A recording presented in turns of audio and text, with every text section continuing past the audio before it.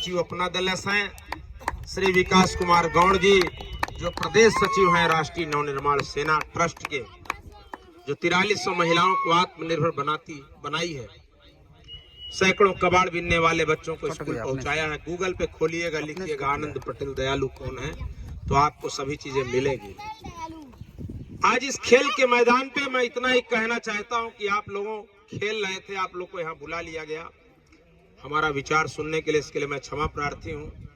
लेकिन याद रखिएगा, यह 3 शब्द अगर आपके पास नहीं है तो केवल आप इसी बगान में खेलते नजर आएंगे और कहीं आगे नहीं बढ़ पाएंगे। आपके पास जुनून होना चाहिए। अगर आपके पास जुनून है तो आप कुछ भी पा सकते हैं। इतिहास के पन्नों में जाइए, ढूंढिए, नाम उसका लिखा गया है जिसने गरीबी से अपना जीवन यापन शुरू किया है। किसी बड़े आदमी का इतिहास नहीं लिखा जाता, इतिहास उसका लिखा गया है जो जमीन से पैदा हुआ, जो गरीबी देखा, भूखमरी देखा है, उसका इतिहास लिखा गया। स्कूल से निकाला हुआ बच्चा जिसको कमजोर कह के निकाला गया, मंदबुद्धि कह के निकाला गया, वह थॉमस अल्वा एडिसन बनता है, सदी का सबसे बड़ा वैज्ञानिक बनता है। आप के हौसले मजबूत करने में आया हूं, और आपका हौसला मजबूत तब होगा जब आप अपने अंदर से मजबूत रहेंगे। आपको अंदर से मजबूत होना है, आपको कोई और मजबूत नहीं कर पाएगा। आप खेलेंगे, हारेंगे, जीतेंगे, लेकिन आप अपने अंदर इंप्रूवमेंट करते रहिए, विकास करते रहिए। आपको अंदर से विचार लाना होगा। देश और समाज के लिए बलिदान देने वाले क्रांतिकारियों ने, क्रांतिकारी भगत सिंह, सुखदेव, राजगुरु, राम प्रसाद बिस्मिल, अशफाक उल्लाह खान, राजेंद्र नाथ लाहिड़ी, खुदीराम बोस, सुभाष चंद्र बोस, क्रांतिकारी चंद्रशेखर आजाद, सरदार वल्लभ भाई पटेल जी के चरणों में श्रद्धांजलि अर्पित करते हुए बस इतना ही कहना है। तमाम हमारे नौजवान आज क्रांतिकारियों के बारे में नहीं जानते हैं, जो दुख होता है। आप कभी सोचते होंगे अगर कहीं कुछ गड़बड़ियां हो रही हैं, तमाम लोग हैं। अब मैं आप लोगों के हौसले के बाद 1-2 मिनट और ले रहा हूं, आपके चिंतन और मनन करने का विषय छोड़कर जा रहा हूं। इस देश का हर नेता ईमानदार है, तो बेईमान कौन है? ये छोड़कर जा रहा हूं, इस देश का हर नेता ईमानदार है। मैं आपको उसका उदाहरण प्रस्तुत करके जा रहा हूं, क्योंकि माइक जिसके पास रहता है वही बोलता है, सामने वाला तो बोलता नहीं है। आप सुन लीजिए, कभी तेल पेरने वाली मशीन के पास बगल में खड़े होकर देखिएगा और वहां से उठाइएगा गिट्टी, पत्थर, बालू, सीमेंट और सरिया, उसमें डाल दीजिएगा। बताइए उस मशीन का क्या होगा?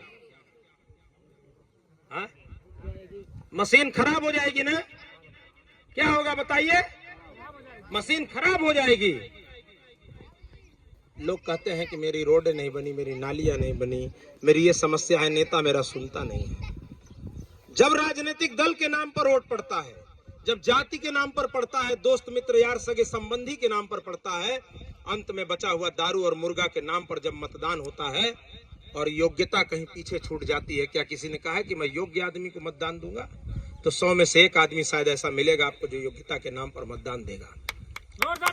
अगर आप योग्यता के नाम पर मतदान देना शुरू करेंगे तो आपको योग्य नेता चुनकर जाएगा सदनों में और आपकी आवाज को मजबूत करेगा। अगर आप चाहते हैं किसी भी राजनीतिक दल का व्यक्ति, हो सकता हो बहुत अच्छा आदमी हो, बहुत मजबूत आदमी हो अपने विचारों से, अपने कार्यशैली से, लेकिन वो हाशिए पर है। क्यों मालूम है? राजनीति में पैसा लगता है, दारू लगता है, मुर्गा लगता है। अगर दारू और मुर्गा और पैसा राजनीतिक दल का सपोर्ट नहीं है तो जीत नहीं पाएगा। तो क्या गलत कर रहा है भ्रष्टाचार करके? अगर भ्रष्टाचार को समाप्त करना चाहते हैं तो योग्यता को मतदान में बदल दीजिए। वो कौन जाति का है, कौन धर्म का है, ये मतलब नहीं है, किस राजनीतिक दल का है मतलब नहीं है, वो योग्य होना चाहिए, तो वो हमारे लिए काम करेगा। इस देश में सबसे जो मूलभूत समस्या है, रोजगार युक्त, शिक्षा युक्त और स्वास्थ्य युक्त चाहिए। शिक्षा और स्वास्थ्य फ्री चाहिए, लेकिन इसके नाम पर मतदान भी नहीं होता। कभी जाके प्रधानी का भी चुनाव लड़िएगा तो गांव के गलियों में रहने वाला आदमी जब दारू और मुर्गा मांगता है ना, तो बेचारा प्रधान मजबूरी में तो देता है, लेकिन वो अपना दारू और मुर्गा का जब पैसा निकालता है तो लोगों को पीड़ा होती है। ये उसका कोई दोष नहीं है। इसलिए मैंने कहा कि देश का हर नेता ईमानदार है। आप अपने गिरेबान में, ये उंगली मैं आपके ऊपर उठाकर जा रहा हूं, 3 उंगली मेरे तरफ इशारा कर रही है। सबसे पहले जनता को सुधार करना होगा स्वयं में। आपको योग्यता के नाम पर मतदान करना होगा और योग्य आदमी अपने से चुनकर जाएगा। जैसे मैंने तेल पेरने वाली मशीन का उदाहरण दिया, मैंने इसलिए उदाहरण दिया कि देश की राजनीति में भगत सिंह, सुखदेव, राजगुरु, राम प्रसाद बिस्मिल, अशफाक उल्लाह खान, राजेंद्र दार्डी, खुदीराम बोस, सुभाष चंद्र बोस, क्रांतिकारी चंद्रशेखर आजाद की मैं अभी गाड़ी में फोटो रखा हूं, निकलवा दूंगा तो शायद ही कोई एक आध दो चार लोग होंगे जो बता पाएंगे पूरे क्रांतिकारियों की फोटो और नाम पहचान पाएंगे।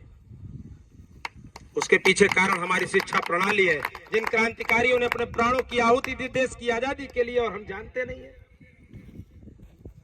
कल्पना करिए, सोचिए हम कहां खड़े हैं। ये चिंतन और करने का विषय है। आप लोगों के लिए छोड़कर जा रहा हूं कि जब भी मतदान का समय आए योग्यता के नाम पर मतदान दीजिए, योग्य आदमी चुनकर भेजिए। आपके लिए वह काम करेगा, आपका नौकर होकर काम करेगा, क्योंकि आपके द्वारा बनाया गया होगा। तेल पेरने वाली मशीन को खराब मत करिए, कूड़ा कचरा गिट्टी पत्थरा बालू सीमेंट सरिया मत डाल दीजिए उसमें जो डालना है वही डालिए।